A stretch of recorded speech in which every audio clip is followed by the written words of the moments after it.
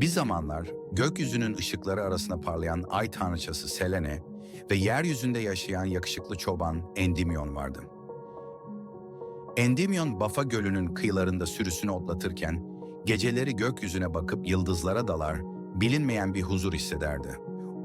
O doğanın kendisine sunduğu sessizlikte mutluluğu bulurdu. Ne var ki kader, onun için çok farklı bir yol çizmek üzereydi.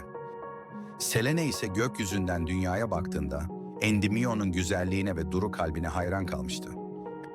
Her gece ay ışığını onun üzerine serpiştirir, rüyalarına tatlı düşler bırakırdı.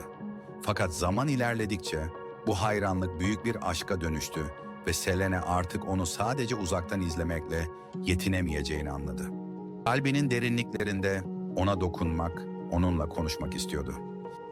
Ancak Selene'nin aşkı yalnızca ona ait değildi. Bafa Gölü'nün ruhu olan kıskanç peri, Lytia da uzun zamandır Endymion'a hayrandı.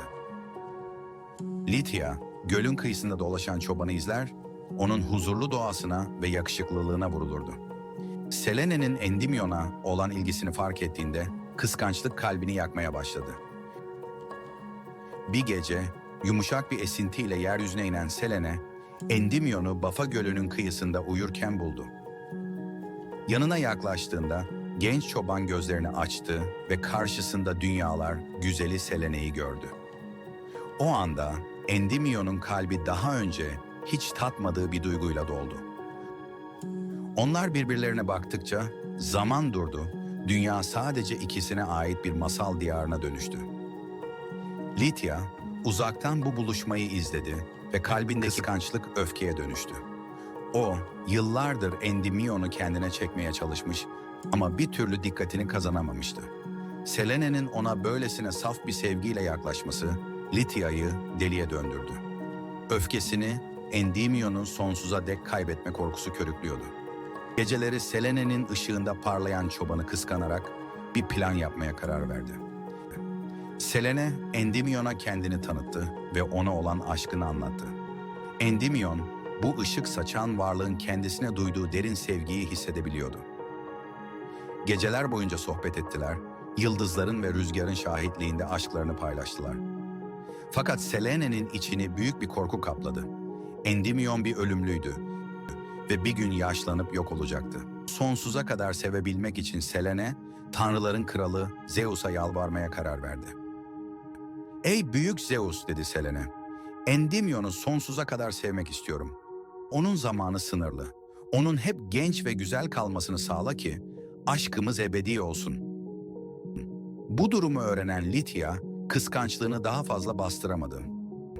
Endymion'un sonsuza dek Selene'nin olmasını engellemek için bir büyü yapmaya karar verdi. Endymion bir rüya içinde hapsolursa, Selene ona asla tam anlamıyla kavuşamayacaktı.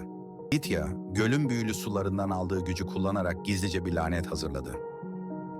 Zeus, Selene'nin dileğini kabul etti ve Endymion'a sonsuz bir uyku bahşetti. Artık ne yaşlanacak ne de ölecekti. Sonsuz rüyasında Selene'yi görecek, tanrıça ise her gece onun yanına gelip sevgisini fısıldayacaktı.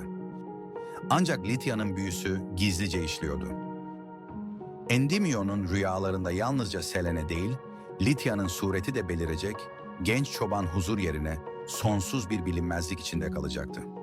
Selene her gece gökyüzüne yükselmeden önce mağaraya iner, onun yanında sessizce oturur, saçlarını okşar ve aşkını fısıldardı. Bafa Gölü'nün suları, onların aşkını anlatan bir ezgi gibi gece boyunca tatlı tatlı dalgalanırdı. Fakat zamanla Endymion'un yüzünde huzursuzluk belirmeye başladı. Rüyaları bulanıktı, Selene'ye ulaşmakta zorlanıyordu.